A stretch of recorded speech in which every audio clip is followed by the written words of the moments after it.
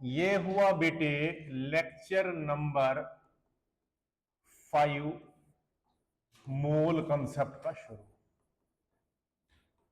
अभी तक मैं आपको क्या सिखा चुका हूं चारों लेक्चरों में? मोल को करने का तरीका नंबर में, मास में, और लास्ट हमने पढ़ा था वॉल्यूम में भी। याद आ रहा है? अगर ऐसे निकालना हो तो नंबर दिया हुआ divide by Avogadro number, mass दिया हुआ ग्राम में molar mass, volume divide by 22, volume at STP by 22.4। ये सारा किया था ना हमने।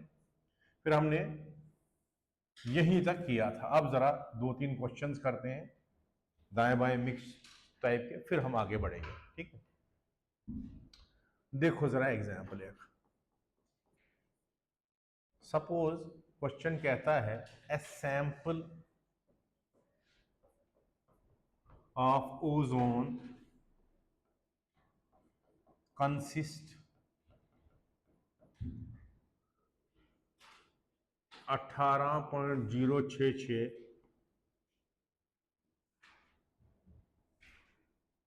इंटू 10 की power 4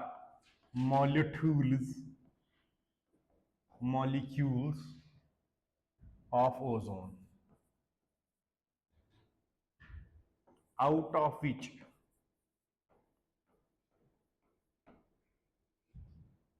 96 gram ozone is removed। ठीक, number 1 moles left, number 2 molecules left, number 3 volume at STP left, number 4 mass at mass left, number 5 atoms left, number 6 electrons left. कुछ भी पूछ सकता है वो। ठीक है, हमने क्या करना, देखो यहां पर मोल की 2 तरह की रिलेशन दी है, एक नंबर की टर्म्स वाला और दूसरा मास की टर्म्स वाला।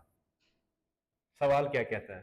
कहता है हमारे पास मान लीजिए कंटेनर है, इसके अंदर ओजोन पड़ा है। कितना ओजोन पड़ा है? 18.068 इंटू 10 की पावर 24 मॉलिक्यूल्स। ओजोन के इतने मॉलिक्यूल्स पड़े हैं। कहता है इसके इतने मॉलिक्यूल्स में से हमने 96 ग्राम जो है ओजोन का इसमें से निकाल लिया। इसमें से 96 ग्राम हमने निकाल लिया। कहता बताओ मोल्स कितने बचेंगे, मास कितना बचेगा, एटम्स कितने बचेंगे, वॉल्यूम एचसीवी कितना बचे। कुछ भी करने के लिए मैंने कहा कि मोल कंसेप्ट के क्वेश्चन को करने का तरीका ये होता है कि मोल्स पे जाओ, मोल से फिर मॉलिक्यूल्स पे जाओ, मॉलिक्यूल से फिर एटम्स पे, आयंस पे जाओ, या इलेक्ट्रॉन प्रोटॉन न्यूट्रॉन पे जाओ। यही सिखाया है। ठीक, तो हम यहां पर क्या करेंगे, पहले इन दोनों चीजों को हम मोल्स में निकाल लेते हैं, मोल्स में कन्वर्ट कर लेते हैं। जो दिए हैं मोल्स, जो निकाले मोल्स, मोल्स लेफ्ट निकल जाएगा दोनों को माइनस करने से। इसको भी मोल में चेंज करते हैं, इसको भी मोल में चेंज करते हैं। तो ये है मोल जो है, ये है मोल जो निकाले। तो मोल जितने बच गए, एक बार ये मोल जितने बच गए उसको मास में कन्वर्ट करना, नंबर में कन्वर्ट करना है, इलेक्ट्रॉन निकालना, एटम निकालना, आसान हो जाएगा ना फिर। ठीक है, समझ आई बात? थीम समझ आया? तो क्या करेंगे हम पहले, ये क्या कर रहा है ये, सबसे पहले हम क्या करेंगे, पहले लिखेंगे SOL सॉल्यूशन। ठीक, मोल्स गिवन दिए हुए, नंबर दिया हुआ, डिवाइडेड बाय एवोगैड्रो नंबर। ये तो गियो, ये भी गियो। 30 मोल्स दिए हैं, यानी कि 30 मोल्स इसमें थे डब्बे में। ठीक, अब इसमें से सौदा पत्र कितना निकाला, मोल्स रिमूव्ड हो गया, मास रिमूव्ड 96 ग्राम में, मोलर मास कितना होता है इसका 48। कैसे आपको पता चला 48? भैया ओजोन है ना, 3 इंटू 16 48 ही होता है, मैं क्या कर सकता हूं इसका, ठीक है। ये भी ग्राम में था, ये तो होता ही ग्राम में ही है, तो 2 आ गए। ये तो थे, ये निकाले पहला पार्ट, मोल्स लेफ्ट, जितने थे माइनस जितने निकाले, हाँ या ना, मोल्स लेफ्ट कितना हुआ रे 28। बस मोल्स लेफ्ट निकल गए, मॉलिक्यूल्स लेफ्ट इतने मोल्स, एक मोल होता तो एवोगाड्रो नंबर होता, 28 लेफ्ट है तो 28 इंटू एवोगाड्रो नंबर हो गए मॉलिक्यूल लेफ्ट, है ना। B part,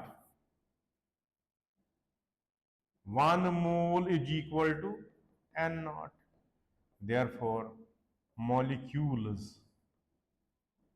left is equal to 28 mole left, 28 into n naught। क्या कहें मॉलिक्यूल्स, समझ आई मेरी बात।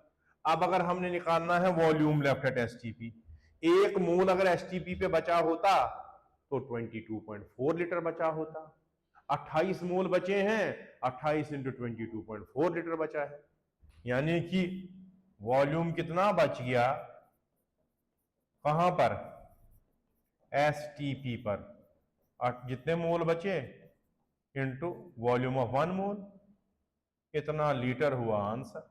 मल्टीप्लाई करने में आप चैंपियन है, स्वाद। ठीक, इसी तरह से कह रहा है मास लेफ्ट, आहा, एक मोल होता तो मोलर मास था 48 ग्राम, तो सॉरी 48 ग्राम था, एक मोल बचा होता तो 48 ग्राम बचे होते, कितना बचा है इसमें 28 मोल, तो कितना मास बचा 28 इंटू 48, उतना ग्राम बच गया, हाँ या ना। सिंपल सिंपल, यानी कि हम लिख सकते हैं मास लेफ्ट, मास लेफ्ट होता है moles left into molar mass, moles कितने बच गए 28, मोलर मास कितना 48, कितने ग्राम बच गए भाई, चिड़िया ग्राम। ठीक, अच्छा इसके बाद क्या था, कुछ था इसके बाद, क्या था, एटम्स लेफ्ट और इलेक्ट्रॉन्स लेफ्ट।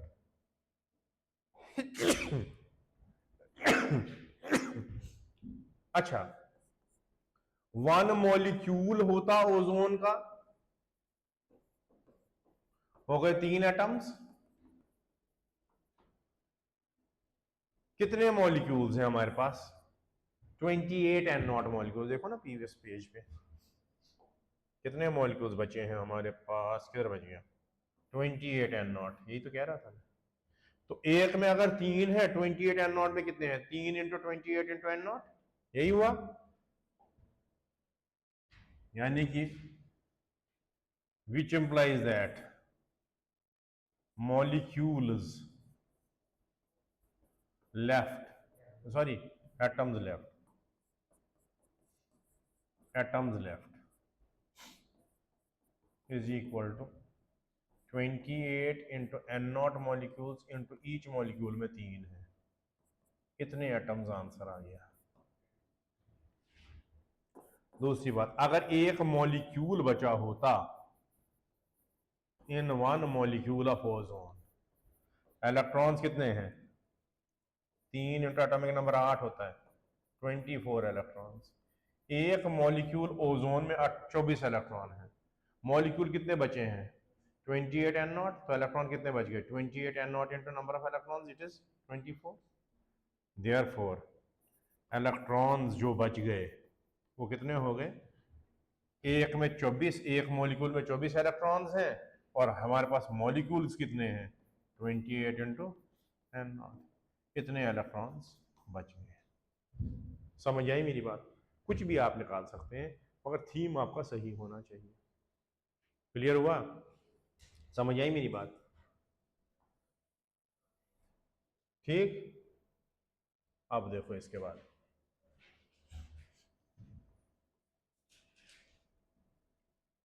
एक एग्जाम्पल करके दो। Container consist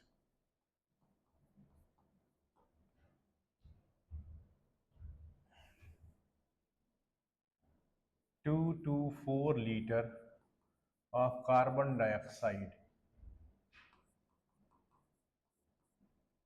at STP,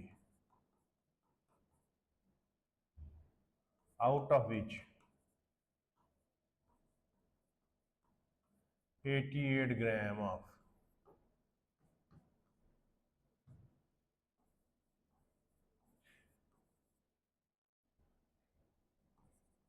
CO2 is removed. Then ये सारे पार्ट निकालने हैं। Then moles left, इसमें ऐड भी कर सकता था, रिमूव के बदले ऐड लिख दूं? चलो नेक्स्ट क्वेश्चन ले दो। Mass left, volume at STP less,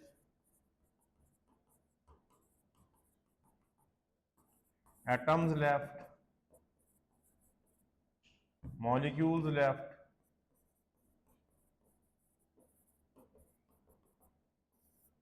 atoms left, electrons left. सारे आप कर सकते हैं, है ना? ठीक, कर लोगे? चलते हैं आगे। अब छोटी छोटी टर्म्स और हमने सीखनी है पहले। अच्छा, ऐसे ही ये क्वेश्चन आप कर सकते हो कि इतना सैंपल में था, उसमें हमने ऐड किया इतना, तो जितना था उसको मोल्स निकाल लो, जितना ऐड किया उसके मोल्स निकाल लो, ऐड करके total moles after addition, moles, mass, volume, सब कुछ कर सकते हैं आप। समझ आई मेरी बात? थीम आपको पता होना चाहिए क्या करना है। बहुत ही आसान है मोल कंसेप्ट, ये यूनिटरी मेथड पे बेस्ड है, नथिंग डिफिकल्ट। अब देखो छोटी छोटी terms, important terms.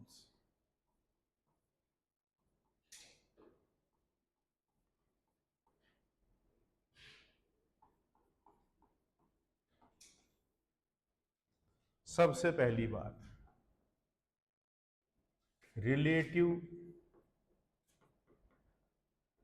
Atomic mass.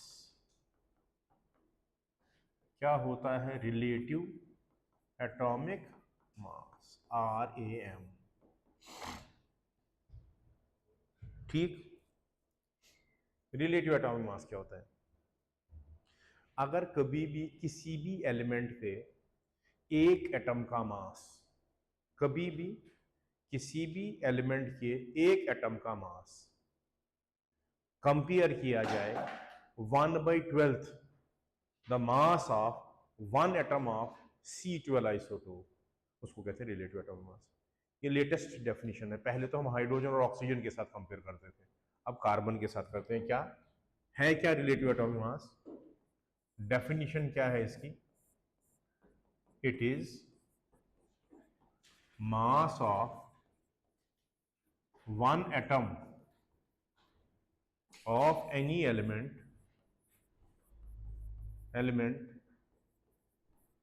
with respect to 1/12 mass of one atom of carbon 12 isotope। इसका मतलब क्या हुआ? इसका मतलब हुआ कि रिलेटिव एटॉमिक मास होता है बराबर मास of one atom of any element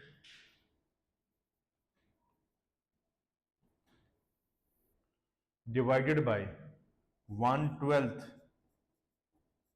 mass of one atom of carbon 12 isotope. यही हुआ। इसका मतलब क्या हुआ? रिलेटिव एटॉमिक मास किसके बराबर हुआ?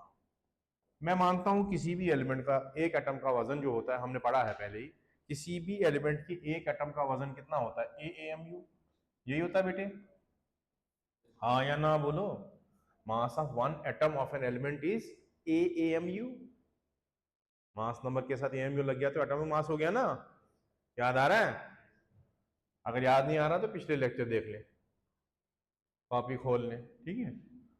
तो AMU हो गया 1/12 इंटू एक कार्बन के एटम का कितना एटॉमिक मास है, 12 AMU। AMU तो कट गया, 12 12 भी कट गया, ये तो A बच गया। इसका मतलब क्या हुआ, बड़ी मिठी सी बात आ गई। क्या आ गई बात, अगर मैं यहां पर लिखूं एलिमेंट, यहां पर मैं लिखूं एटॉमिक मास, एटॉमिक नंबर, उसको Z कहते हैं। यहां पर मैं लिख दूं मास नंबर, उसको A कहते हैं। यहां पर लिखूं एटॉमिक मास, उसको AAMU कहते हैं, ग्राम एटॉमिक मास, A ग्राम। और अगर RAM लिखूं, रिलेटिव एटॉमिक मास, तो फिर से मैं A ही लिखूंगा, यूनिट के बगैर आ गया ना। यानी कि यहां पर पता चल गया कि relative atomic mass RAM has no units, यानी कि जो मास नंबर है वही रिलेटिव एटॉमिक मास भी निकल गया हमारा। जैसे मान लो एलिमेंट हीलियम है, सोडियम है, मम्मी जी है, 12 11 2 4 23 24, 4 MMU, 23 अम्मू, 24 अम्मू। यहां पर फिर से आ गया 4 23 और, समझ आई मेरी बात? इसको कहते हैं रिलेटिव एटॉमिक मास। ये मॉडर्न डेफिनेशन है इसकी, मॉडर्न कन्वेंशन है। ओल्ड कन्वेंशन था it is mass of one atom of an element with respect to mass of one atom of hydrogen. वो तो 1 EMU होता है, तो यहां पर 1 EMU आता है, ऊपर EMU फिर से वही आया। और ऑक्सीजन के लिए 1/16 into mass of one atom of oxygen, तो वो 16 EMU था, 16 16 कटता 12 के बदले, तो एक ही बात थी। लेकिन ये लेटेस्ट कन्वेंशन है, ठीक। इसको कहते हैं रिलेटिव एटॉमिक मास। इसके बाद एवरेज एटॉमिक मास, एवरेज एटॉमिक मास। देखो कई एलिमेंट्स ऐसे होते हैं जिनके आइसोटोप्स होते हैं। आइसोटोप्स क्या होते हैं? आइसोटोप्स होते हैं एटम्स सेम एलिमेंट के, सेम एलिमेंट के हैं तो एटॉमिक नंबर तो सेम होगा, लेकिन जिनका मास नंबर अलग अलग होता है, उनको हम कहते हैं आइसोटोप्स। जैसे आपने पढ़ा होगा हाइड्रोजन के 3 आइसोटोप्स होते हैं, प्रोटियम, डेट्यूरियम और ट्राइटियम। लेकिन जब भी कोई हमसे पूछता है ना एटॉमिक मास हाइड्रोजन का, हम बोलते हैं अप्रोक्सीमेटली 1, हम ये 2 या 3 नहीं बोलते हैं। ऐसा क्यों? क्योंकि दुनिया में यह वाला जो है प्रोटियम, पहला आइसोटोप दुनिया में, ये 99.99% होता है, बाकियों की तो औकात ही नहीं है, बहुत कम होते हैं, इसलिए उनके एटॉमिक मास को हम इंक्लूड ही नहीं करते। मगर ये तो सिर्फ तब चलेगा ना जब हमारे पास ऐसा एलिमेंट हो जिसमें आइसोटोप्स तो हैं, मगर उन आइसोटोप्स में से किसी आइसोटोप की बहुत ज्यादा एबंडेंस होगी और बाकियों की नेग्लेजिबल होगी, तो तब हम इनका एटॉमिक मास नेग्लेक्ट कर सकते हैं। लेकिन हमारे पास कई एलिमेंट्स ऐसे भी होते हैं जिनके आइसोटोप्सों को हम नजरअंदाज नहीं कर सकते। जैसे हमारे पास है कल्लू मामा, क्लोरीन, ठीक। इसके 2 आइसोटोप्स होते हैं, chlorine with atomic mass 35, mass number 35 and with 37। और दुनिया में ये 75% देखा गया है और ये भी 25% देखा गया है, तो इसको कैसे नेग्लेक्ट कर सकते हैं? ये तो इसलिए कर सकते थे क्योंकि इनकी मात्रा, क्वांटिटी बड़ी कम है, इसलिए हम इन दोनों में से किसी को भी नेग्लेक्ट नहीं कर सकते हैं ना। इसीलिए यहां पर एवरेज निकाला जाता है, यानी कि जब कभी भी हमारे पास ऐसे आइसोटोप्स हों जिनमें रिलेटिव एबंडेंस यानी कि दुनिया में उनकी मात्रा, क्वांटिटी सबकी ठीक ठीक हो, तो ऐसे हालात में, ऐसे कंडीशन में, ऐसे वक्त पर, ऐसी मुसीबत में हमें वहां पर एवरेज एटॉमिक मास का सहारा लेना पड़ता है। जैसे आपने बचपन से ही पढ़ा होगा, क्लोरीन का एटॉमिक मास 35.5 लेते हो आप, है ना। वो इसीलिए तो लेते हैं क्योंकि उसमें इन दोनों को लेना पड़ता है। समझ आई मेरी बात। ये एवरेज एटॉमिक मास कब यूज करते हैं हम? ये तब हम यूज करते हैं जब हमारे पास ऐसे एलिमेंट्सों के आइसोटोप, ऐसे एलिमेंट्स हों जिनके आइसोटोप्सों की मात्रा जो होती है दुनिया में, जो एबंडेंस होती है उनकी, वो हम नेग्लेक्ट ना कर सकें, ना कर सकें। ठीक। फिर ये रिलेटिव एटॉमिक मास क्या होता है? सिंपल सा होता है, सॉरी, एवरेज एटॉमिक मास किसके बराबर होता है? सिंपल सी बात, एवरेज एटॉमिक मास होता है एवरेज। कैसे निकालते हैं एवरेज? वो होता है एबंडेंस ऑफ पहला आइसोटोप इनटू इसका एटॉमिक मास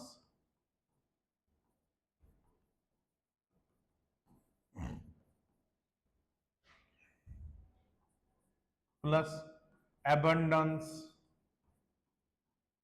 ऑफ दूसरा आइसोटोप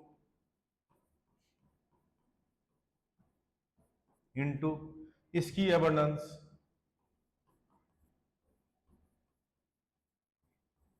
तीसरा हो, चौथा हो, and so on, divided by sum of abundances।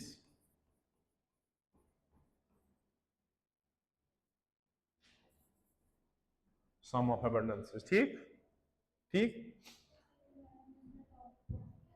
वो तो है ही, abundance of second isotope into its abundance नहीं, atomic mass into its atomic mass, वो तो पता ही है बेटे। ठीक, divided by sum of abundances। जैसे इधर देखो जरा, जैसे chlorine has two isotopes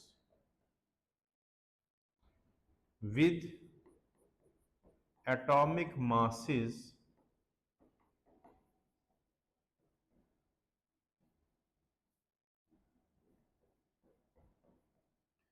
35 amu and 37 amu. ठीक, and relative abundance 75% and 25%,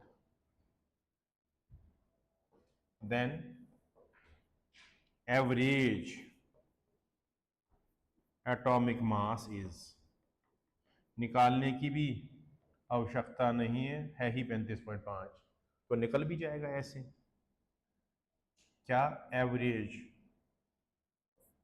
solution, average atomic मास कितना हुआ रे?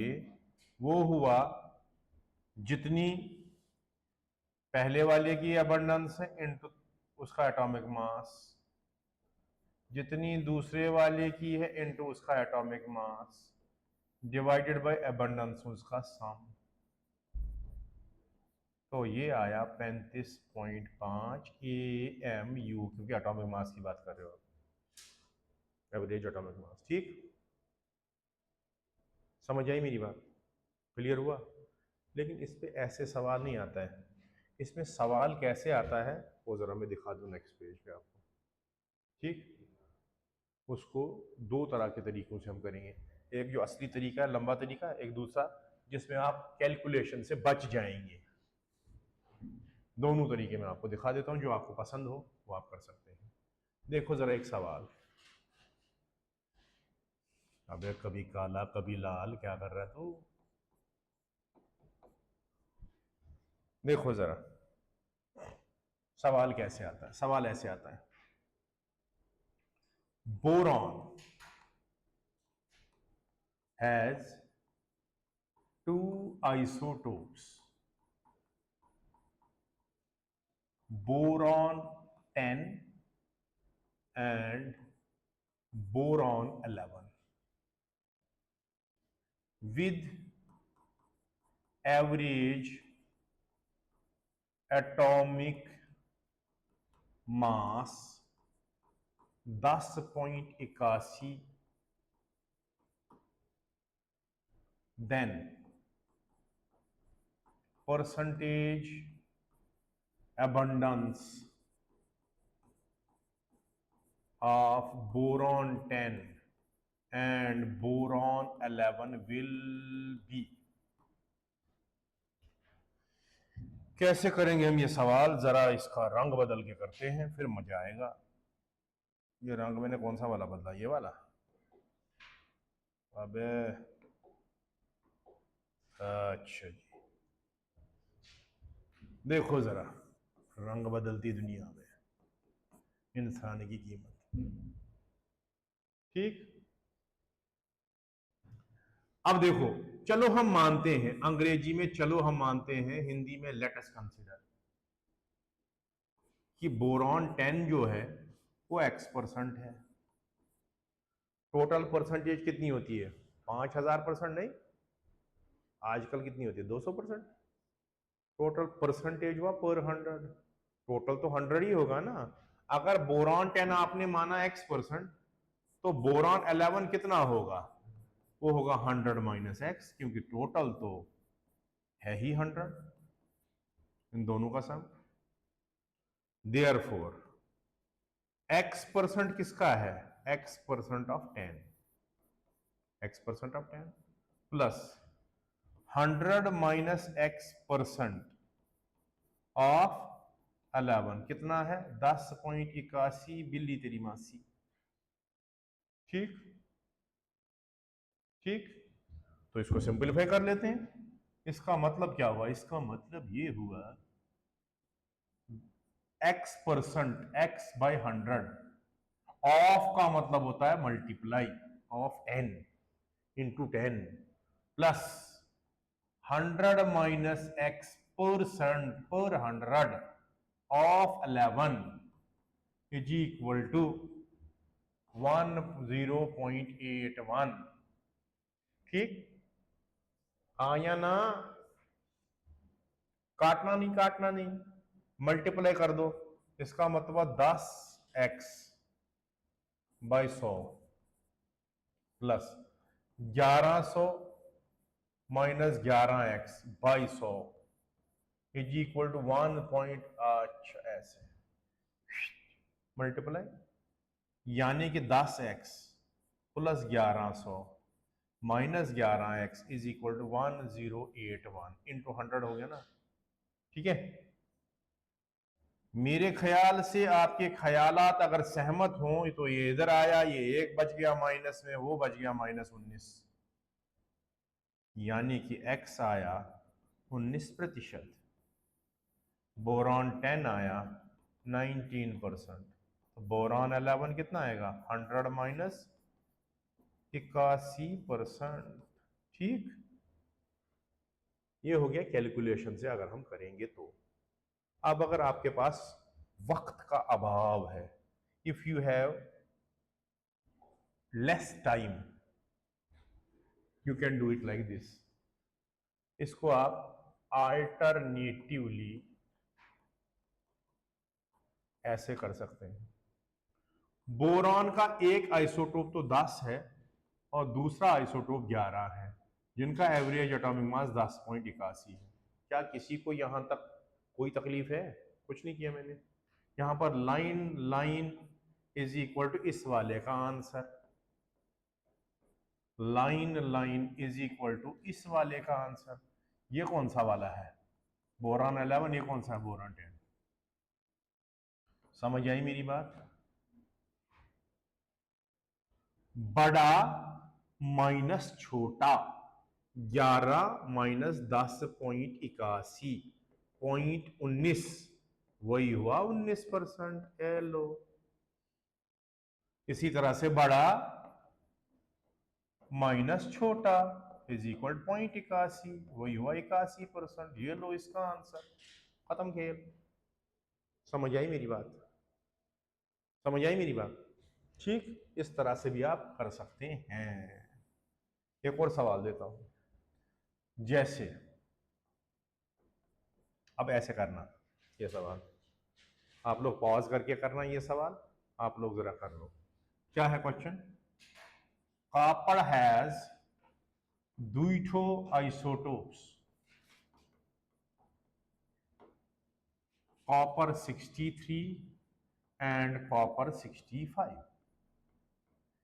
If average atomic mass is 63.5 63.5 AMU, then percentage abundance of both isotopes is, pause करके सब लोग कर लो और तुम लोग भी कर लो। लंबे तरीके से भी कर सकते हैं, छोटे तरीके से भी कर सकते हैं। छोटा तरीका अगर मैं दिखा दूं आपको तो देखो तमाशा, कॉपर 63 है और कॉपर 65 है, यानी कि 63 65 63.5, line line is equal to इस वाले का आंसर, लाइन लाइन, ओह अबे, line line is equal to इस वाले का आंसर। बिल्कुल टेंशन ना ले, वड्डा माइनस निक्का, 65 माइनस 63.5 हो गया 1.5। यहां पर 63.5 माइनस 63 हो गया 0.5। अब आधे लोग क्या लिखते हैं इसको 150%, इसको 50% या 15%, 5%। अबे बेवकूफो, यह जो था ना, ये किस्मत तुम्हारी सही थी कि ये बराबर परसेंटेज बन गई। ये फ्रैक्शन है, इस फ्रैक्शन को परसेंटेज में चेंज करो।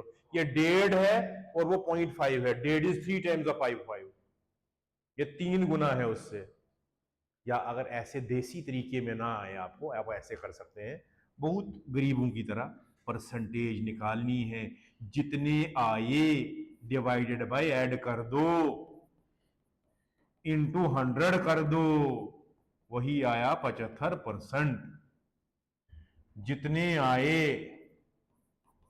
डिवाइडेड बाय जितने हैं टोटल, इनटू 100 कर दो, वही आया 25%। तो ऐसे भी आप कर सकते हो। वैसे ये 1.5 था, वो 0.5 था। 1.5 इज 3 टाइम्स द 0.5, 3 गुना ज्यादा, यानी कि वो 75% है, वो 25% है, तभी तो 3 गुना ज्यादा है।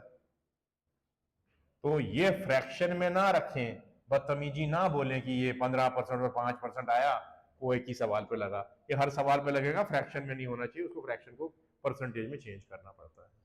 समझ आई मेरी बात? इसको कहते हैं क्या? एवरेज एटॉमिक मास। कल हम एवरेज मॉलिक्यूलर मास, फिर पहले मैं बताऊंगा आपको डेंसिटी क्या होती है, फिर बताऊंगा आपको स्पेसिफिक ग्रेविटी क्या होती है, फिर मैं बताऊंगा आपको रिलेटिव डेंसिटी क्या होती है, इस तरह से, फिर बताऊंगा वेपर डेंसिटी क्या होती है, सारी चीजें। फिर हम चलेंगे आगे परसेंटेज कंपोजिशन पे और एम्पिरिकल फार्मूला पे। ठीक है बेटे, यहाँ के लिए आपका सेव